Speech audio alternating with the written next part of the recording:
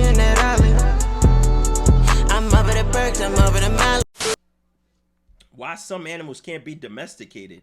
Sheep weren't always this fluffy. We fluffified them by breeding the fluffiest in each generation. This is domestication, sculpting wild animals for better human use. As we saw in part 1, for early man, animals were powerful tools: food, clothing, transportation, tractors. Yet though there were animals everywhere, only a handful were domesticated in the pre-modern world. What made these different? Let's make a domestication checklist, shall we? First up, feedable. A cow is a machine that turns grass into steaks, and a tiger a machine that turns steaks into tiger. 10 pounds of grass make a pound of steak, and 10 pounds of steak make a pound of tiger. But these have the same number of calories, so you might as well just eat the cow and save yourself a lot of work. So pure carnivores you're not going to domesticate just because of thermodynamics. You're looking...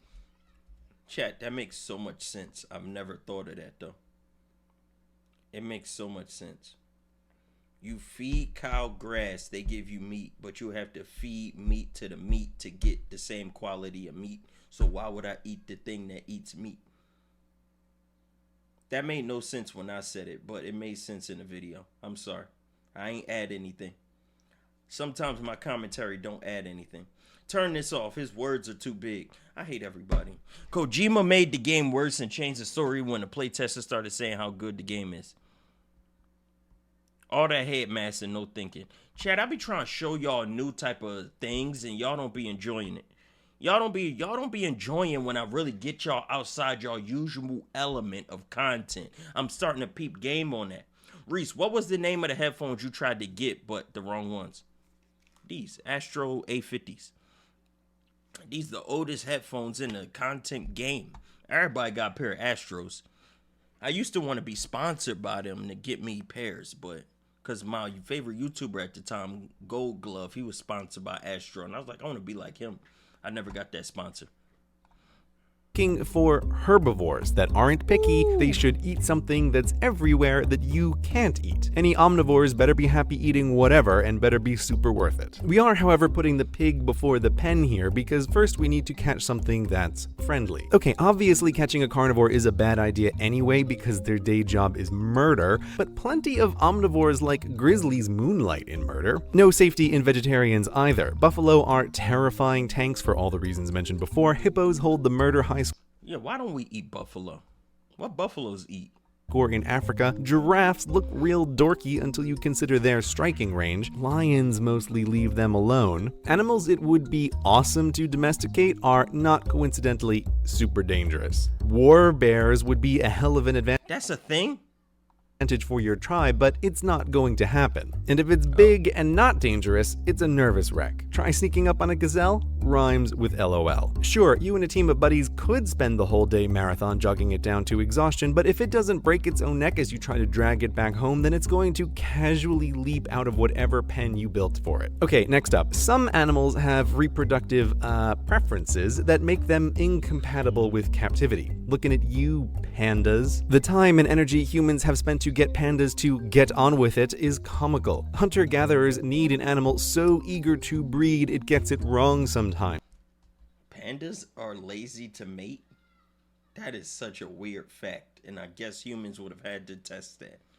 Because now when you think about it, we don't eat pandas. They have a lot of flesh. Why don't we eat panda?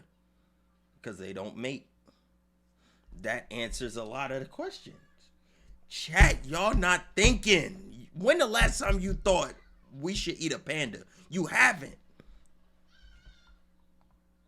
Not an animal whose mating seasons they have to keep careful track of. So friendly, feedable, and fecund, it also needs to grow up fast. This gets us to the heart of domestication versus taming. Again, to domesticate a species is to change it to make it better for us. And side note here, we domesticate plants as well. We've bred them to be monstrous versions of their wild selves. So when hippies talk about going back to nature, they forget that these plants are just as man-made as this Pop-Tart. Anyway, back to the animals. The pig porkification project succeeded because pig generations are shorter than human generations. A single clever human can make porky progress progress in their lifetime. Compare and contrast elephants. 2 years to make a calf, 5 years in between calves, 9 years until female maturity, 15 years for males. You've got to be kidding, elephants. There's no time for this. But humans can still tame elephants. Really? You can catch an elephant and train it not to freak out around humans, then put it to work. But elephant domestication would require accurate records over several human lives. Never mind that keeping 1 or 2 tamed elephants around is incredibly costly, which is why war elephants only happened on occasion in already complex. Humans tried everything. Humans have gone through everything. Why the fuck are you building a fortress on the back of an elephant? These people ready to do anything. Societies. Tame elephants are a luxury, hence this rule of thumb. If it's on a farm, it's domesticated. If it's in a circus, it's tame. Finally, families. Okay, zebra versus horses. Horses are civilization game changers. It's remarkable to think that from thousands BC until the telegraph, a dude on a horse was the best internet available. Horses were domesticated in Eurasia, but humans started in Africa, which has zebra. Why didn't the first humans ride out of Africa on the backs of zebra to conquer the world? Because zebra are bastards. They live to kick and bite, dangerous in a pre-penicillin world, and zebra also have a ducking reflex, making them very frustrating to lasso. In addition to being a real pain in the ass animal, zebra lack a family structure. Horse herds hierarchy. You can see it when they travel in a line. The male, top female, her foals, second female, her foals, and so on. Humans, by capturing and taming the lead male, become head horse. Lots of barnyard I never knew that. Bro, there's so much shit that goes into this that I would have never thought of. Did y'all know that? Did y'all even know that? There's no way y'all motherfucking knew that the horse had a head horse. You grabbed that horse, now you got 5 more. That's like the goddamn hive mind thing in movies. You kill the leader and everything else just drop. That's literally hive mind.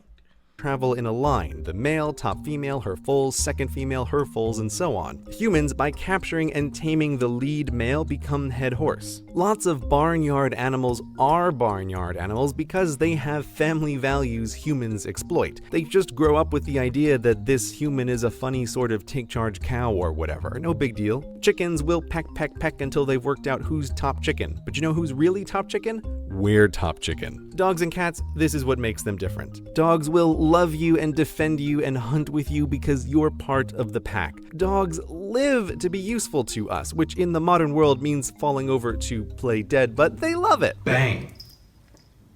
Good girl, good girl. Whereas a cat is a tiny tiger that lives in your I fucking hate cats. I swear. There's no way a cat is really a fan. I hate cats. house. Okay, back to these guys. For zebra, there's no such thing as society. They hang out in groups because it's a good survival strategy, but they don't really care. Catch a zebra and his family won't follow. Try to ride him and you'll be lucky to keep your fingers. Zebra look like horses on the outside, but not on the inside. So that's the checklist. Friendly, feedable, fecund, family friendly. It's not a long checklist, but for hunter-gatherers, any animal they wanted to domesticate needed everything, which is why in early human history, only a baker's dozen of big animals were domesticated the world over.